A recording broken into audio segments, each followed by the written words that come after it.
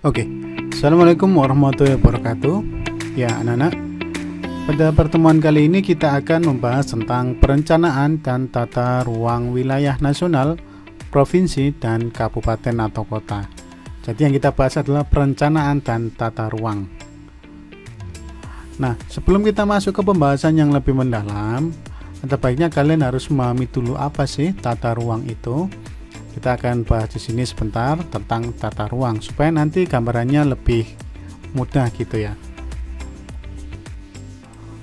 Secara definitif, ruang itu adalah wadah yang meliputi ruang darat, ruang laut, dan ruang udara, termasuk ruang di dalam bumi sebagai satu kesatuan wilayah, tempat manusia dan makhluk hidup lain melakukan kegiatan dan memelihara kelangsungan hidupnya. Sangat panjang ya. Secara gampangnya gini aja. Ruang ini gambarkan kalian punya rumah atau di rumah itu ada satu ruang tamu. Oke, gambarkan ruang ini adalah ruang tamu itu aja, tapi tanpa ada kursi, tanpa meja, alias hanya kosong ruang itu aja. Ya itulah ruang. Nah, struktur ruang itu artinya yang membentuk ruang itu sendiri, yaitu susunan pusat-pusat permukiman dan sistem jaringan prasarana dan sarana. Yang fungsinya untuk apa? Ya untuk pendukung kegiatan sosial ekonomi masyarakat. Oke, kita ambil contoh sekarang. Di dalam ruang tamu tadi ya, ruang tamu tidak ada perabotan apapun, itu adalah ruang. Untuk menjadikan tempat itu dikatakan sebagai ruang tamu, itu harus ada struktur penyusunnya.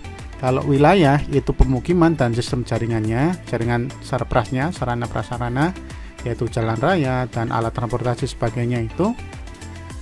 Kalau ruang tamu itu penyusunnya atau strukturnya ada sofa untuk tamu, ada meja atau perlengkapan yang bisa digunakan untuk tamu.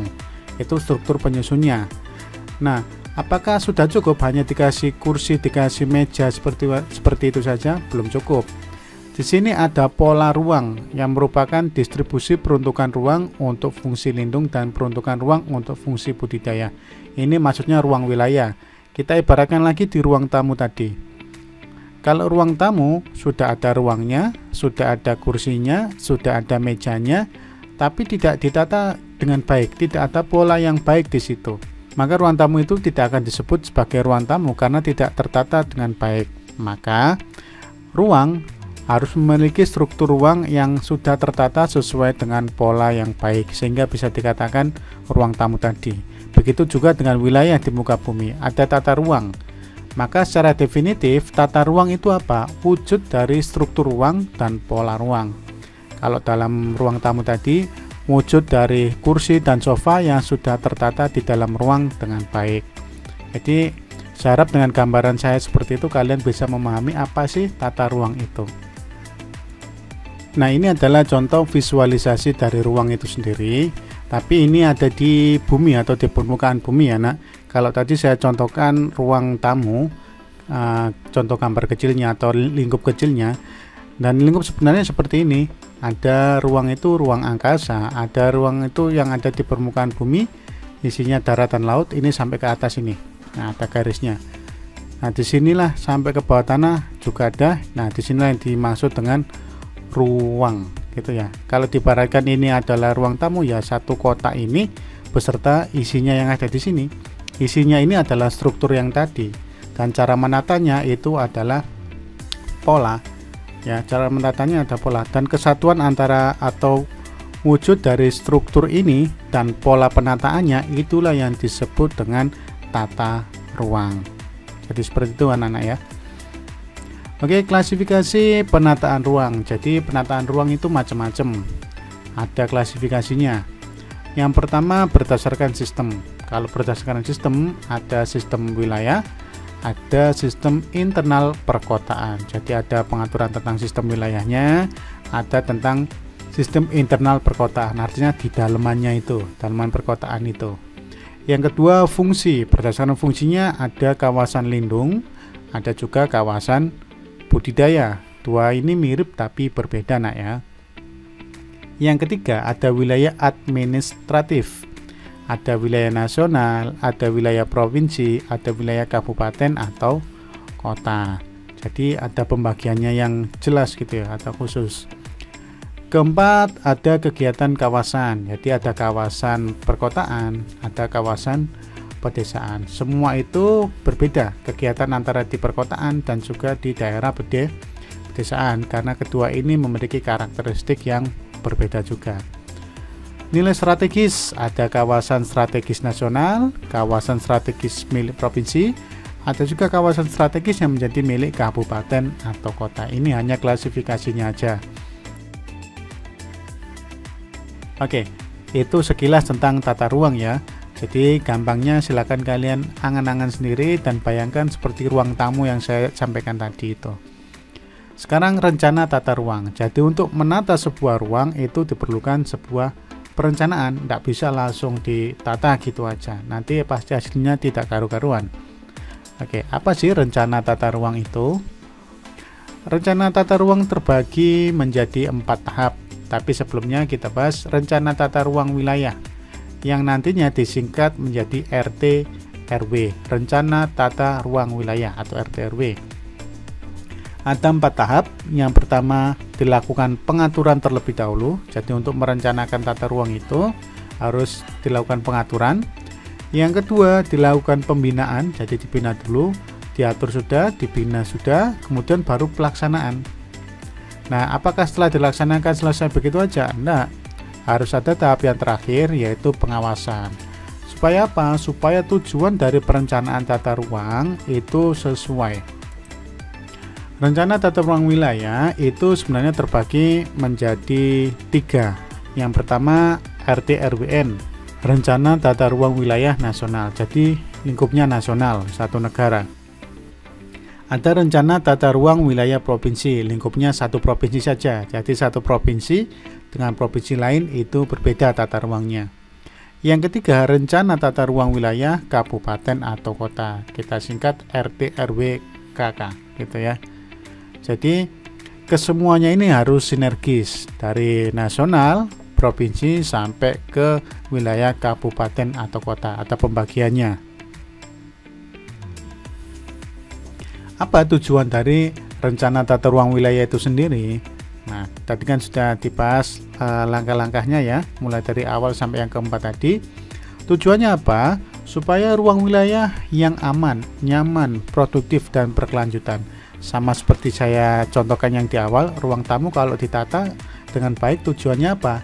Ya supaya aman, nyaman, produktif, dan berkelanjutan. Artinya, wah ini sudah oke nih gitu. Yang kedua, keharmonisan antara lingkungan alam dan lingkungan buatan. Artinya ada satu keharmonisan di antara keduanya. Jadi ketika membangun, ketika menata, itu tidak boleh sampai merusak lingkungan alam. Jadi saling bersinergi. Kalau kalian pernah main ke daerah-daerah puncak, daerah mana itu yang ada di pegunungan, itu sebenarnya ada satu ketidakharmonisan yang mestinya sebagai hutan lindung, sebagai kawasan lindung atau apa itu ternyata dibangun pemukiman, ternyata dibangun villa-villa. Itu sebenarnya tidak peruntukannya, itu sebenarnya juga tidak harmonis, tapi ya bagaimana lagi gitu ya. Yang ketiga, keterpaduan perencanaan tata ruang wilayah nasional, provinsi, dan kabupaten kota. Tadi yang di slide sebelumnya ini kan ada 3 pembagian, rencana tata ruang wilayah nasional, provinsi, dan kabupaten kota. Ketiganya ini harus sinergis, harus harmonis. Kalau tidak, maka nanti akan bertabrakan antara wilayah nasional dengan provinsi, provinsi dengan kabupaten atau kota. Apa kita tahu ujung tombaknya ada di wilayah kabupaten atau kota. Yang keempat, keterpaduan pemanfaatan ruang darat, ruang laut, dan ruang udara, termasuk ruang di dalam bumi dalam kerangka NKRI. Jadi untuk memanfaatkan daratan, memanfaatkan lautan, memanfaatkan udara, bahkan yang ada di dalam bumi itu digali itu harus benar-benar sinergi, harus benar-benar sesuai dengan aturan yang ada. Itu sudah terencana dari wilayah nasional sampai ke wilayah kabupaten atau kota, walaupun kita tahu eksekusinya ada di wilayah kabupaten atau kota. Terakhir, tujuannya adalah keterpaduan pengendalian pemanfaatkan ruang wilayah nasional, provinsi, dan kabupaten kota dalam rangka perlindungan fungsi ruang dan pencegahan dampak negatif terhadap lingkungan akibat pemanfaatan ruang. Maksudnya begini nak, jadi untuk memanfaatkan ruang itu kan banyak aspek yang harus dilakukan yang nantinya bisa menimbulkan dampak. Dampak yang diinginkan pastikan dampak positif, tapi bukan tidak berarti ada juga dampak negatif yang terjadi.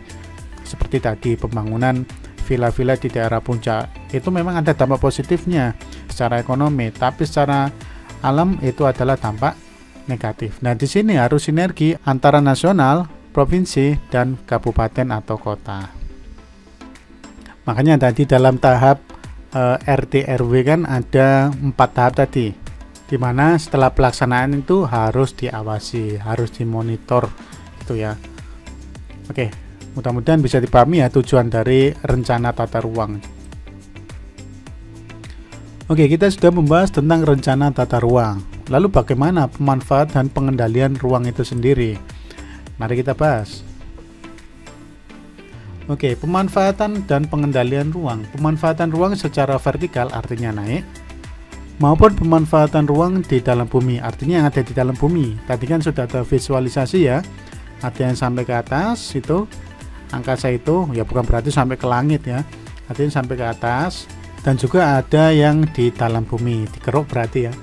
Pemanfaatan ruang diselenggarakan secara bertahap sesuai dengan jangka waktu indikasi program utama pemanfaatan ruang yang ditetapkan dalam rencana tata ruang. Jadi untuk pelaksanaan rencana tata ruang itu harus dilakukan secara bertahap, tidak langsung semuanya dilakukan secara bersamaan, ada tempo waktu yang ditentukan. Nah, di situ setelah dimanfaatkan ada juga upaya pengendalian. Mengapa dilakukan pengendalian? Apa sih pengendalian itu? Nah, jadi pengendalian ruang itu adalah upaya mengarahkan pemanfaatan ruang agar tetap sesuai dengan rencana tata ruang yang telah ditetapkan. Jadi tidak bisa langsung dimanfaatkan gitu aja, tetap harus ada monitornya, harus ada remnya, sehingga pemanfaatannya itu tidak berlebihan. Ibarat eksploitasi itu tidak sebanyak mungkin gitu ya, tapi sesuai dengan aturan yang ada. Sesuai tujuan tadi, supaya seimbang antara yang alam dan buatan itu tadi, lingkungan alam dan lingkungan buatan tadi itu.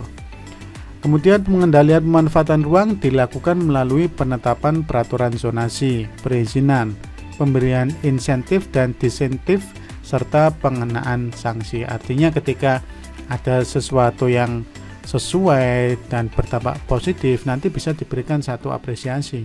Begitu juga dengan sebaliknya, kalau melanggar aturan yang sudah ditetapkan atau tidak sesuai dengan rencana yang sudah dibuat, maka bisa diberikan sebuah sanksi. Itulah ya pemanfaatan, itulah pemanfaatan dan pengendalian ruang. Oke, terakhir, apakah perencanaan tata ruang wilayah baik nasional sampai ke kota itu berjalan dengan baik? Tentu tidak, pasti akan muncul beberapa permasalahan. Yuk kita lihat permasalahan apa saja yang bisa muncul. Nah, permasalahan yang muncul itu ada juga penyebabnya, ada juga yang faktornya sengaja ataupun tidak sengaja. Yang pertama adalah kompetensi sumber daya manusia yang kurang.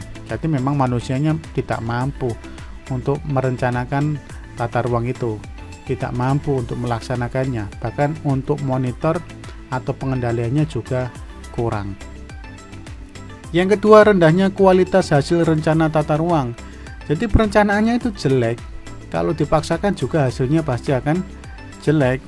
Kalau tidak bisa menata ruang tamu dengan bagus, ditata kayak apapun sama orang itu, ya hasilnya jelek gitu ya. Kemudian yang ketiga, belum mengacu pada perundangan penataan ruang. Jadi nata itu harus ada acuannya, nah, tidak bisa sembarangan. Itu artinya semaunya sendiri kalau tidak mengacu pada perundangan. Ya kalau masih rumah terserah, tapi kalau wilayah sebuah negara, wilayah sebuah provinsi, wilayah kabupaten atau kota, itu ada acuannya. Yang keempat, program sektoral dan wilayah tidak sinkron. Artinya tadi, kan ada wilayah nasional, ada wilayah provinsi, ada wilayah kabupaten atau kota. Itu semua harus sinkron. Kalau tidak sinkron, pasti akan tabrakan. Misalkan pembangunan jalan gitu, antara nasional, jalur provinsi, dan jalur kabupaten kota, kalau tidak sinkron, itu kasihan warganya. Kalau ada jalan yang rusak, bagaimana? Siapa yang perbaiki? Yang keempat, penyimpangan pemanfaatan ruang dari ketentuan dan norma. Ya, Ini jelas berarti pelanggaran aturan. Tata ruangnya mestinya digunakan untuk ini, ternyata pada praktiknya digunakan untuk hal lain. Jelas itu namanya penyimpangan, tidak sesuai dengan aturan. Nanti larinya bisa kepada hukum. Selanjutnya, lemahnya dukungan teknologi dan informasi. Ya, teknologi informasi di sini peranannya sangat penting. Jelas untuk efisiensi dalam melakukan sebuah tata ruang atau perencanaan tata ruang wilayah. Terakhir, adanya keterbatasan kompatibilitas. Jadi kesesuaian ya. Standar peta yang digunakan dalam perencanaan tata ruang wilayah pada berbagai macam skala. Maksudnya apa? Jadi untuk merencanakan sebuah wilayah itu kita harus sudah punya peta atau map. Ibaratnya kita sudah melihat gamblang dari atas dan kita tahu posisi mana yang sesuai untuk apa, posisi mana yang sesuai apa, dengan tidak mengabaikan lingkungan alami dan lingkungan buatan. Jadi semuanya saling bersinergi. Itu bisa berjalan dengan baik kalau kita punya peta yang standar atau gambaran map yang standar. Sama dengan buat rumah atau ruang tamu yang digambar tadi, kalau kita sudah punya DNA rumahnya, maka kita bisa paham luas ruang sekian, nanti strukturnya dibangun seperti apa. Jadi seperti itu ya. Baik anak-anak, kita sudah membahas tentang perencanaan tata ruang wilayah baik nasional, provinsi, dan kabupaten kota. Mulai dari tata ruang, rencana tata ruang, pemanfaatan dan pengendalian ruang, sampai ke permasalahan penerapan tata ruang itu sendiri. Semoga apa yang saya sampaikan bisa kalian terima dengan baik dan bermanfaat. Dan kalau ada pertanyaan, silakan tulis saja di kolom komentar. Sampai jumpa di pertemuan selanjutnya. Assalamualaikum warahmatullahi wabarakatuh.